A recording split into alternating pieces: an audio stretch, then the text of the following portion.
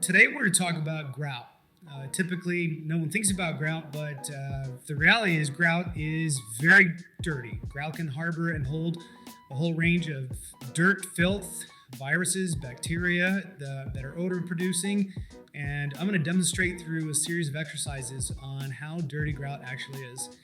So this small section in front of my kitchen sink was swabbed about 3 days ago and placed into a petri dish, and we ended up culturing God knows what's in there, but there's some live organisms that grew in this dish that came off of just this small section in the grout line. So this is just one test that we're demonstrating to show you how filthy grout actually is.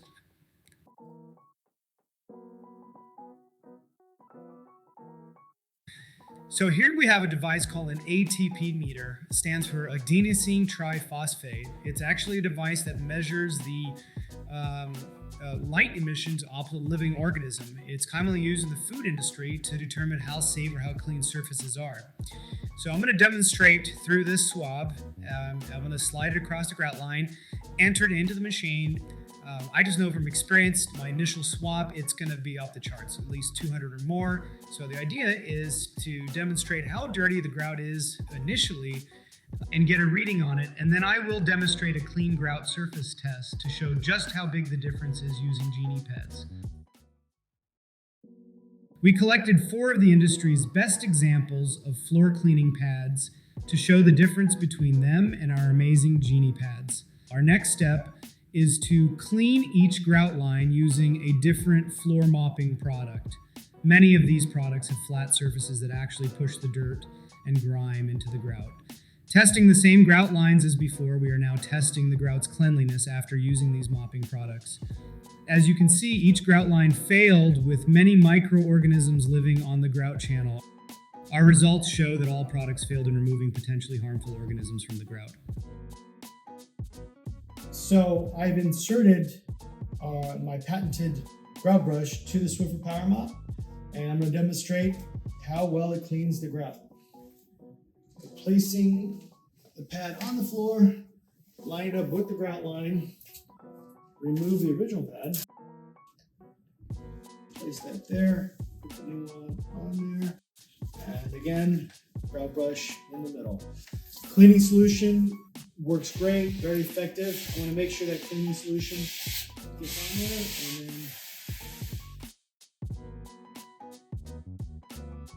that grout brush, it bites, it goes right into the grout line, get a few strokes, and voila.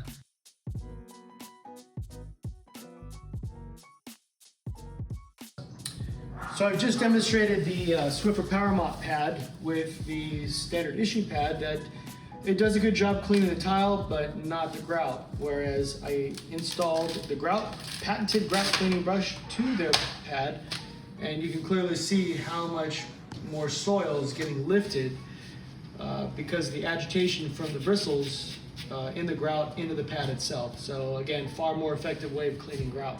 We didn't stop with the power brush, but instead repeated the process with all the pads that we have been testing. Just like the power brush, we have added our patented brush to the other 3 pads and cleaned the same grout again. As you can see, visually, a significant difference on the extraction of dirt and grime from the grout absorbed by the pad. Let's finish this exercise with measuring the grout using our meter.